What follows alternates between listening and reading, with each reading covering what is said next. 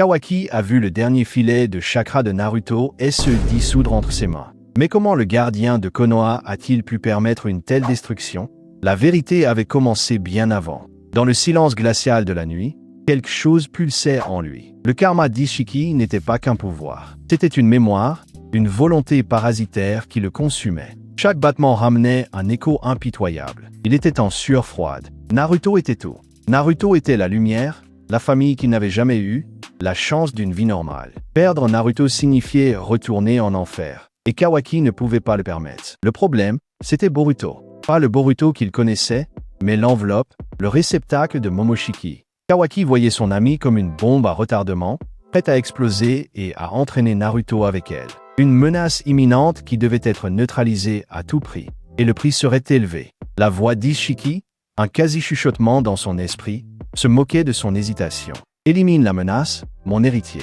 Protège ce qui est tien. L'obscurité du karma n'était pas seulement un pouvoir, c'était une suggestion, un poison qui altérait sa perception. Kawaki sentait la pression monter, devenant insoutenable. Il serrait les poings. Protéger Naruto était sa seule boussole. Peu importait qui ou ce qui se trouvait sur son chemin, le Hokage serait sauvé. Cette détermination était la seule chose qui le maintenait debout, mais elle le poussait aussi vers un précipice. Alors, une idée brutale commença à prendre forme, non pas comme un murmure d'Ishiki, mais comme une logique froide et tordue de l'esprit même de Kawaki. Et si la seule façon d'isoler Naruto de tout danger était d'isoler le danger lui-même, un plan désespéré, une action sans retour. Le poids d'une telle décision était écrasant. Il devrait renoncer à tout, peut-être même à sa propre existence, pour garantir la sécurité de Naruto. Le sacrifice serait immense, le prix trop élevé. Mais l'alternative, perdre Naruto, était impensable. Cette tension interne était sur le point d'exploser, transformant la quiétude de Konoha en un scénario de guerre sans précédent. L'avenir de Naruto et du monde ninja dépendait du choix d'un jeune homme qui portait la malédiction d'un dieu, et les conséquences seraient dévastatrices. L'aube avançait, et Kawaki ouvrit les yeux avec une détermination glaciale. Il savait exactement ce qu'il allait faire maintenant. Il n'y avait rien qui l'empêcherait de protéger Naruto. Son prochain pas scellerait le destin de tous, pour le meilleur ou pour le pire. L'obscurité cosmique a englouti Eda, et le chakra a simplement disparu. Comment une entité, un néant, pouvait-elle annuler l'omnipotence du Shanju? Le désespoir se propageait. Le plan de Kawaki était déjà en marche. Il a agi dans le plus grand secret de la nuit. La barrière dimensionnelle était sa clé. Son intention était claire et brutale. Isoler Boruto et, si nécessaire, Naruto lui-même dans une autre dimension, où il serait à l'abri de Momoshiki et des menaces extérieures. C'était une mesure drastique, mais la seule qu'il envisageait pour assurer la paix. Il était sur le point d'exécuter l'étape finale, d'ouvrir la faille qui scellerait le destin de tous. Le prix serait la solitude, même pour Naruto. Mais ce serait une solitude sûre, loin de tout danger. Mais alors, quelque chose de terriblement mal est arrivé. L'espace autour de la dimension d'Ishiki a frémi, non pas sous l'effet du chakra de Kawaki, mais d'une énergie extraterrestre et ancestrale. Une faille s'est ouverte là où elle n'aurait pas dû, une cicatrice dans le tissu de la réalité. De cette faille a émergé une forme, non pas de chair ou de chakra, mais de ténèbres pures, un vide qui résonnait comme un rugissement silencieux. C'était le dévoreur d'étoiles, un être d'une ère oubliée, attiré par la distorsion dimensionnelle. Son corps éthéré absorbait tout. Chakra, énergie naturelle, même l'information se distordait autour de lui. La réalité se défaisait à son contact, et la panique a glacé Konoha avant même que quiconque ne comprenne ce qui était en train de se passer. Eda fut la première à le sentir. Son omniscience devint un flou, son omnipotence. Rien. Le dévoreur n'opérait pas au niveau du chakra ou du temps, il consommait l'essence même de l'existence, et Eda était inutile face à lui. Kawaki vit la scène se dérouler, sa détermination s'est figée. Ses pouvoirs, la marque d'Ishiki qu'il utilisait tant pour protéger, semblaient puérils. Il pouvait manipuler l'espace, mais pas le vide. Sa stratégie se désintégrait en cendres. Le dévoreur avançait, et chaque pas était une annihilation. Kawaki ressentit une terreur qu'il n'avait jamais ressentie, un désespoir profond, car il réalisa que tout ce qu'il avait planifié n'était rien, et que, pour la première fois, il n'avait aucune idée comment protéger Naruto. Boruto s'est effondré, et Kawaki sut, le prix de la victoire serait l'existence même. Comment les éternels rivaux ont-ils uni leurs forces justes pour être témoins de la fin de toute réalité? La terreur glaça Kawaki, voyant le vide écrasant avancer sans cesse. Ses pouvoirs, autrefois sa plus grande arme, étaient inutiles, une blague vide face à cela. Soudain, Une traînée violette déchira l'air, une explosion de chakra contre l'annulation. Boruto apparut là, les yeux animés par la fureur du karma de Momoshiki. Il n'y avait plus de temps pour les vieilles querelles. Le dévoreur était la seule menace réelle. Kawaki sentit cette étrange alliance se former, un besoin brutal de survie face à l'abîme qui s'ouvrait. Ils agirent. Le karma de Boruto s'alluma, des shurikens de chakra purent tentant de percer le vide.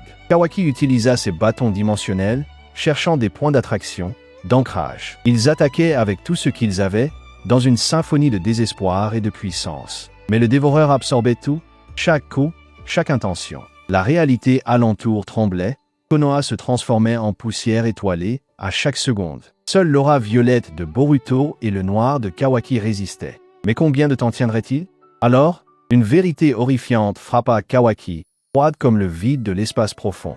Il comprit la stratégie du dévoreur. Non pas tuer, mais aspirer, vider l'essence même. Ce n'était pas un ennemi de chair, c'était la faim qui consumait l'univers. Il réalisa, Momoshiki, Ishiki, Eda, tous les Otsutsuki, n'étaient rien à côté de ça. Leur pouvoir n'était que de simples miettes face à un prédateur cosmique. La seule façon d'arrêter cela n'était pas d'attaquer, mais de le priver de ce qu'il consommait. Et le plus grand réservoir d'existence, de chakra, de vie ici, à cet instant précis, c'était le monde ninja lui-même, c'était Naruto. Le poids de cette constatation écrasa Kawaki, car la seule solution passait par l'annulation de tout. Un plan insensé commença à se former dans son esprit, quelque chose qui exigerait l'élimination radicale d'un fléau universel. C'était l'idée de renoncer à chaque particule de sa propre existence pour refermer la faille, pour isoler le vide pour toujours. Son regard se fixa sur le dévoreur, et la décision fut irrévocable. Il le ferait. Kawaki connaissait le prix. La marque du karma d'Ishiki brilla, non plus pour attaquer, mais pour un but encore plus grand et plus terrible. Le dévoreur était sur le point de ressentir la signification d'un sacrifice cosmique. Le sacrifice serait la seule réponse, et Kawaki avança sans hésiter. Il regarda le dévoreur d'étoiles. Mais comment un humain, même avec le karma, pourrait-il absorber le vide qui dévorait l'existence elle-même?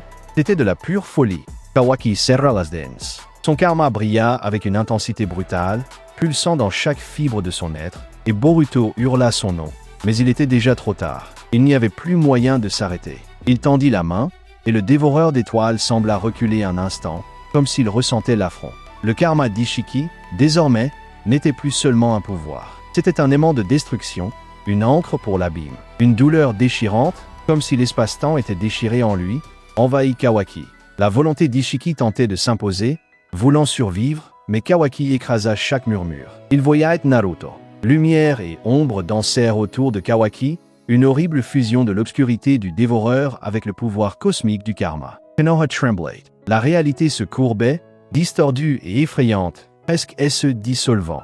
Boruto sentit le changement, un frisson dans le dos, une vérité nue et brutale qui le frappa de plein fouet. Kawaki n'attaquait pas. Il était en train de devenir le réceptacle, un sceau vivant pour un mal sans forme. L'entité cosmique se tordait, rétrécissait, étant aspirée à l'intérieur du corps de Kawaki.